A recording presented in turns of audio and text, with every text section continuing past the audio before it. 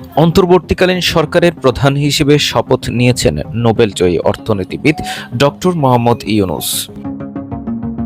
অন্তর্বর্তী এই সরকারের উপদেষ্টা হিসেবে শপথ নিয়েছেন আরও ১৬ জন। বৃহস্পতিবার ৮ আগস্ট রাত ৯টা ২০ মিনিটে বঙ্গভবনের দরবার হলে এই শপথ অনুষ্ঠান আয়োজিত হয়।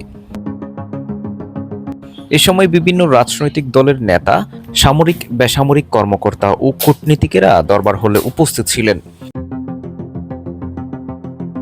প্রথমে প্রধান উপদেষ্টা হিসেবে ডক্টর মোহাম্মদ ইউনূসকে শপথ বাক্য পাঠ করান রাষ্ট্রপতি মোহাম্মদ শাহাবুদ্দিন। পরে অন্যান্য উপদেষ্টাদের শপথ বাক্য পাঠ করান রাষ্ট্রপতি।